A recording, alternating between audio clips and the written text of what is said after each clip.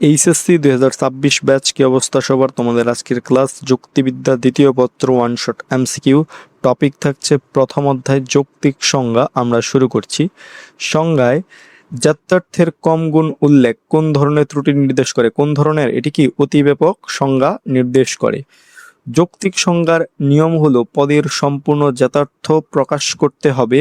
যদি গুণ কম উল্লেখ করা হয় তবে পদের পরিধি বা ব্যক্তার্থ বেড়ে যায় এবং তা কি সংশ্লিষ্ট পদের চেয়ে বড় কোনো শ্রেণীকে বুঝিয়ে ফেলে। যেমন মানুষ হয় এক প্রকার জীব, এখানে বুদ্ধিবৃত্তি বাদ দেয় মানুষ ছাড়া সব পশু পাখি এর অন্তর্ভুক্ত হয়ে গেছে, তাই এটি কি অতি ব্যাপক। টেলিভিশন নয় কম্পিউটার, এটি কোন ধরনের সংজ্ঞা? এটি কি নেতিবাচক সংজ্ঞা। কোন ধরনের? নেতিবাচক। যৌক্তিক সংজ্ঞার একটি গুরুত্বপূর্ণ নিয়ম হলো সংজ্ঞা সবসময় সদর্থক বা ইতিবাচক হতে হবে, ননার্থক বা নেতিবাচক হওয়া চলবে না। এই উদাহরণটিতে নয় বা নেতিবাচক শব্দ ব্যবহার করে একটি বস্তুকে আরেকটি থেকে আলাদা করার চেষ্টা করা হয়েছে, কিন্তু কম্পিউটারের প্রকৃত গুণটি প্রকাশ পায়নি, তাই এটি কি একটি নেতিবাচক বা ননার্থক সংজ্ঞাদোষ। যথার্থের কম গুণ উল্লেখ করলে কোন ধরনের অনুপপত্তি ঘটে? কোন ধরনের? অতিব্যাপক সংজ্ঞা। অতিব্যাপক সংজ্ঞা, এটা আমরা একটু আগেই পড়লাম।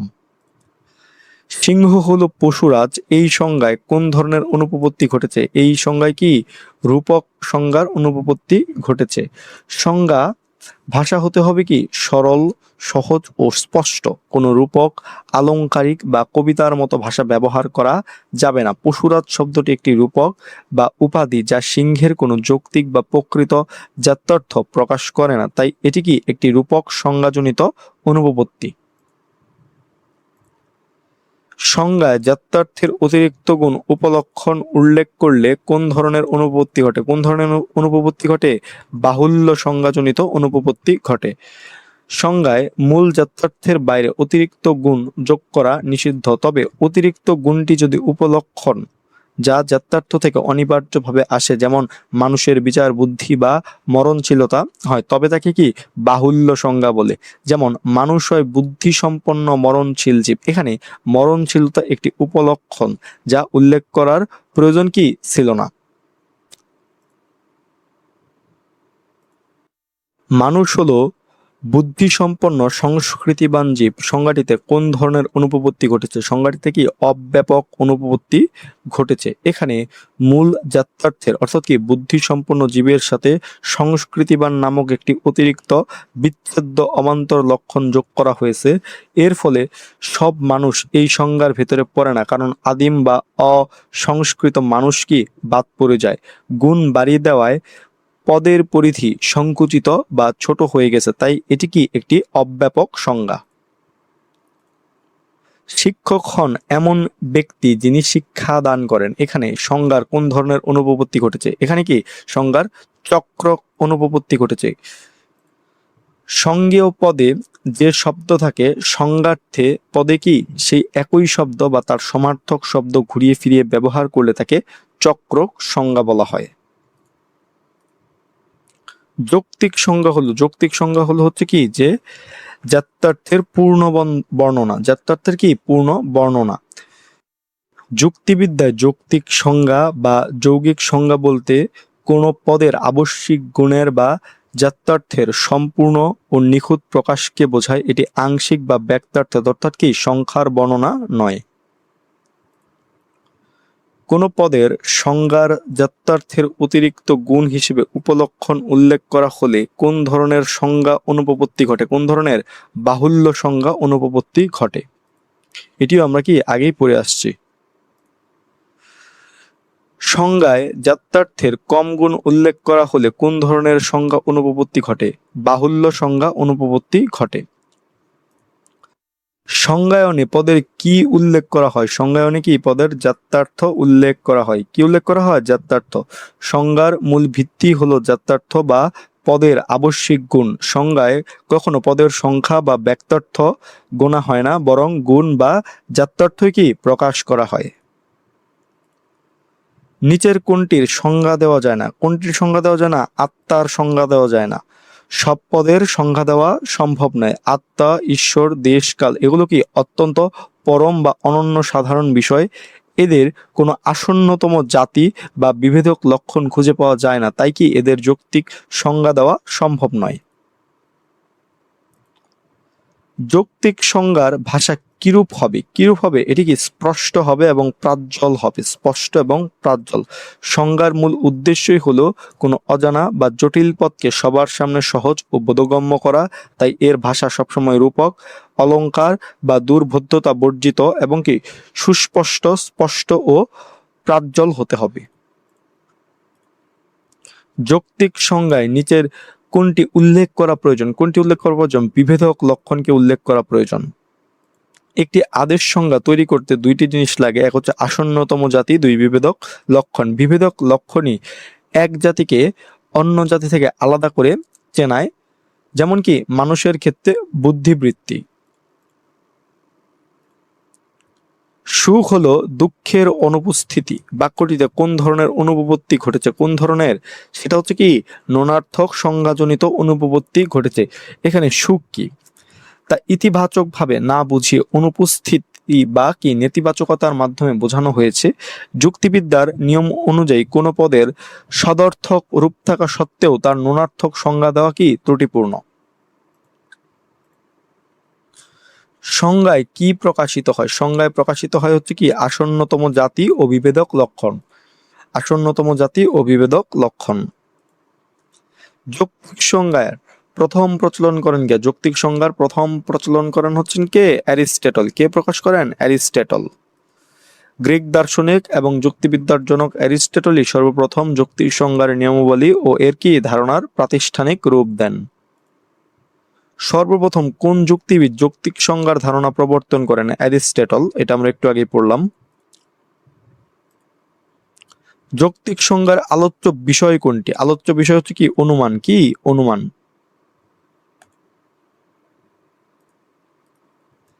সংজ্ঞা প্রদান করা হয়। সংজ্ঞা প্রদান করা হয় কিসের? পদের সংজ্ঞা প্রদান করা হয়।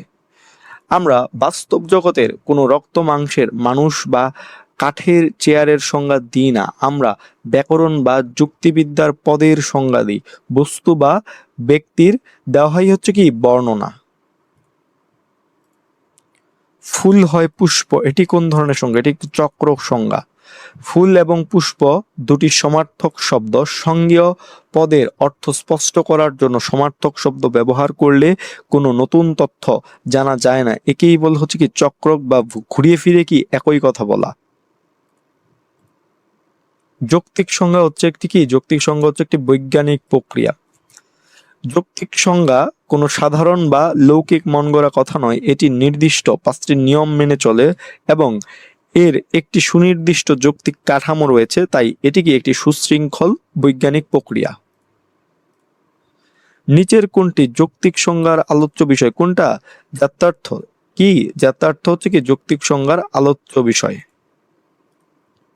পদের গুণের দিকটিকে কি বলে? পদের গুণের দিকটিকে কি বলে? যাত্রার্থ বলে। কি বলে? যাত্রার্থ।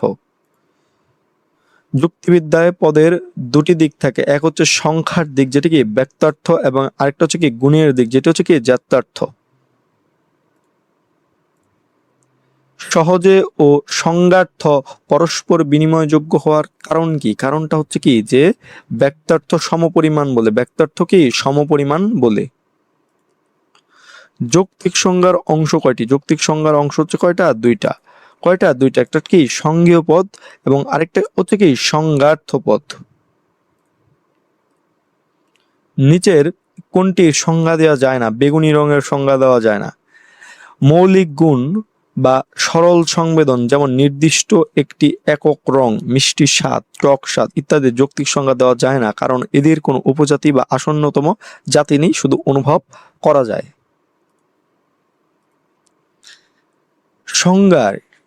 সংজ্ঞায় কি নিচের কোনটি উল্লেখ করলে অব্যাপক সংজ্ঞা অনুপপত্তি ঘটে? কোনটি উল্লেখ করলে? সেটা হচ্ছে কি বিচ্ছেদ্য অবান্তর লক্ষণ উল্লেখ করলে। যখন সংজ্ঞায় যাত্রার্থের বাইরে এমন কোনো অতিরিক্ত গুণ বা বিচ্ছেদ্য অবান্তর লক্ষণ যোগ করা হয় যা ওই শ্রেণীর সবার মধ্যে থাকে না, যেমন মানুষের সংজ্ঞায় শিক্ষিত বা সংস্কৃতিবান যোগ করা, তখন সংজ্ঞাটি ছোট বা অব্যাপক হয়ে যায়। বর্ণনা হলো হচ্ছে কি একটি লৌকিক প্রক্রিয়া। কি প্রক্রিয়া? লৌকিক প্রক্রিয়া। সংজ্ঞা হলো বৈজ্ঞানিক বা নিয়মবদ্ধ প্রক্রিয়া, আর বর্ণনা হলো সাধারণ বা লৌকিক প্রক্রিয়া। বিড়াল হয় এমন জীব যার মধ্যে বিড়ালত্ব আছে। সংজ্ঞাটিতে কি অনুপস্থিত রয়েছে? সেটি কি? অপরিহার্য গুণ অনুপস্থিত রয়েছে। বিড়ালত্ব কোনো সুনির্দিষ্ট বা স্পষ্ট অপরিহার্য গুণ বা যথার্থ প্রকাশ করে না। এটি চক্রের একটি ধাঁচের অস্পষ্ট কথা যা বিড়ালের আসল বৈশিষ্ট্যগুলোকে আড়াল করে। কোনো জটিল, অস্পষ্ট ও দুর্বোধ্য বিষয়কে সহজ ও স্পষ্ট করে তোলাকে কি বলে? এটাকে কি বলে? এটাকে বলা হচ্ছে সংজ্ঞা। একটি সংজ্ঞার ব্যবহারিক উদ্দেশ্য যে কোনো পদের অর্থকে কুয়াশামুক্ত করে, অর্থাৎ কি ধোঁয়াশামুক্ত করে সহজ ও নির্দিষ্ট করাই হচ্ছে কি সংজ্ঞার কাজ।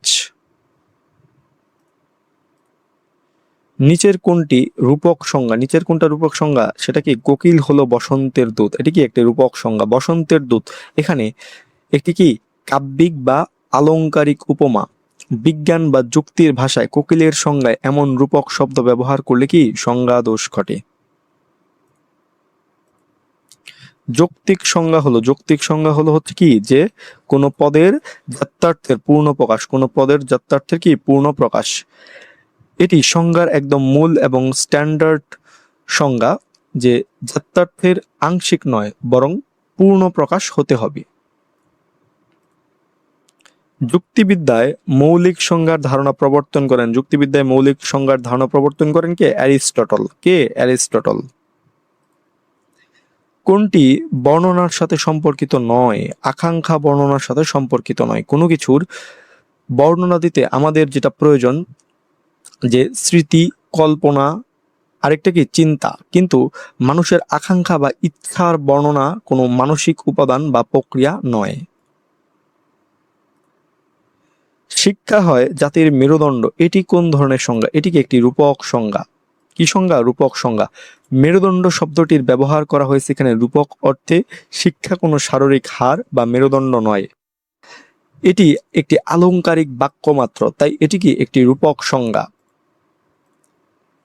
যে পদের সংজ্ঞা দেওয়া হয় তাকে কি বলে? যে পদের সংজ্ঞা দেওয়া হয় তাকে সংজ্ঞেয় পদ বলা হয়। কি পদ বলা হয়? সংজ্ঞেয় পদ বলা হয়। দেশ, কাল এবং আত্মা পদগুলোর সংজ্ঞা দেওয়া যায় না কেন? কেন যায় না? কারণ অনন্য সাধারণ বলে। এগুলো বিশ্বের কি সর্বোচ্চ বা পরম ধারণা। এদের ওপরে কি আর কোনো জাতি নেই যার অন্তর্ভুক্ত করে এদের সংজ্ঞা দেওয়া যাবে। তাই এই অনন্য সাধারণ বৈশিষ্ট্যের কারণে কি এদের সংজ্ঞায়ন সম্ভব নয়। যৌক্তিক সংজ্ঞার নিয়ম কয়টি? যৌক্তিক সংজ্ঞার নিয়ম হচ্ছে কয়টা? 5টা। কয়টা? 5টা। যে পদের সংজ্ঞা দেওয়া হয় তাকে কি বলে? তাকে কি সংজ্ঞেয় পদ বলা হয়। নিচের কোন পদের যৌক্তিক সংজ্ঞা দেওয়া সম্ভব? সম্ভব হচ্ছে শিক্ষকের কি সংজ্ঞা দেওয়া। বিশিষ্ট নামবাচক পদ যেমন মিতু, বাংলাদেশ, বা একক অনুভূতি যেমন আনন্দ, এদের সংজ্ঞা দেওয়া যায় না। কেবলমাত্র শ্রেণীবাচক বা সাধারণ পদের যেমন শিক্ষক এর যৌক্তিক কি সংজ্ঞা দেওয়া সম্ভব, কারণ এর আসন্নতম জাতি মানুষ ও বিভেদক লক্ষণ শিক্ষাদান বিদ্যমান।